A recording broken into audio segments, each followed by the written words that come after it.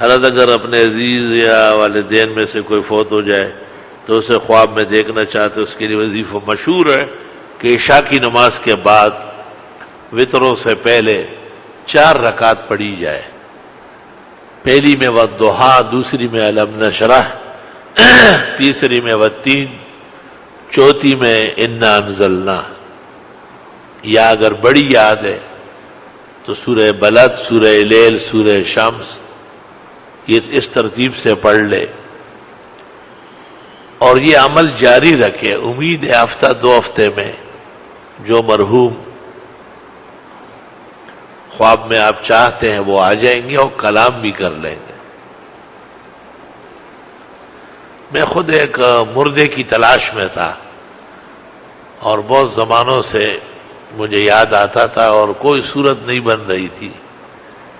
میں نے اس پر عمل کیا اور بلا ناغا ہر رات کو رات کے معمولات سے فارغ ہو کر 4 رکعت، یعنی 2 کر کے نہیں، اکٹھی 4،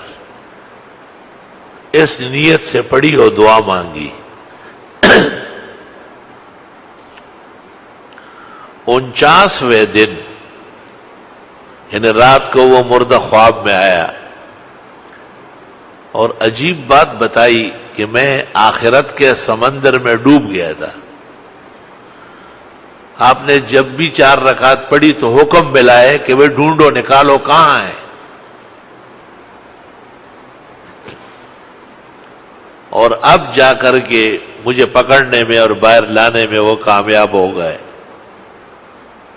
اور حیران کن بات یہ ہے کہ اس وقت بھی انہیں سردی لگ رہی تھی اور ان کے جسم اور کپڑوں سے پانی ٹپک رہا تھا.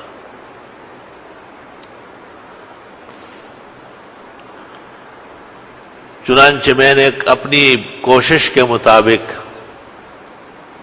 کچھ غرباء اور مساکین کو گرم کپڑے خرید کے دیے، کچھ کو لحاف خرید کے دیے، کوٹ اور اس قسم کی گرم شالیں خرید کی دی، اور کچھ بوڑھوں اور کمزوروں کو گرم کرنے کے لیے گرم حلوہ کھلایا.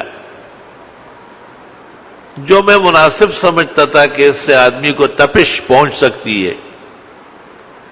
تو پھر میں نے اس مردے کو دیکھا اور بہت زیادہ خوش و خرم، اور فرمایا کہ اب مجھ سے تمام مقدمات ہٹا دیے گئے اور میرے جنتی ہونے کا فیصلہ ہو گیا. اور تو کسی کتاب میں نہیں ملا، لیکن شاہ عبدالعزیز محدث دہلوی نے اپنی تفسیر فتح العزیز فلا اقسم بالشفق واللیل وما وسق والقمر اذا اتسق کی تفسیر میں لکھا ہے کہ بعض مردے جن کا کوئی پوچھنے والا نہیں ہوتا اور اپنے اعمال بھی کمزور ہوتے ہیں، وہ آخرت کے سمندر میں ڈوب جاتے ہیں.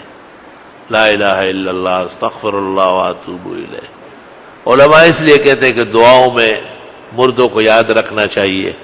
کبھی کبھی اس ارادے سے کچھ نوافل پڑھ لے، اس خیال سے کھانا پکوا لے، فقراء مساکین کو تقسیم کر لے، اس ارادے سے کچھ کپڑے خریدے، عاجز مسکین لوگوں کو دے دے، اس ارادے سے قرآن خوانی کرے، طالب علموں کو بٹھائے، دعا کرائے، ان میں انعام و اکرام تقسیم کرے اور اس مردے کے لیے دعائے مغفرت کر لے.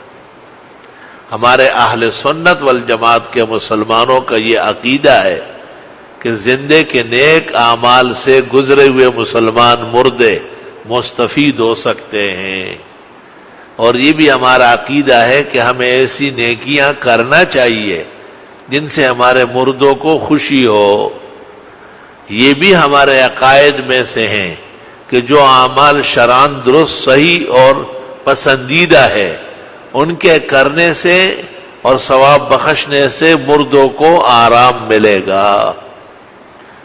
یہ بھی امکان کے درجے میں تسلیم شدہ ہے کہ زندوں کے بعض کوششوں سے، دعاؤں سے، تدابیر سے، نیک اسباب و اعمال سے مردے جہنم سے باہر لائے جاتے ہیں اور باقاعدہ جنتی بنائے جاتے ہیں.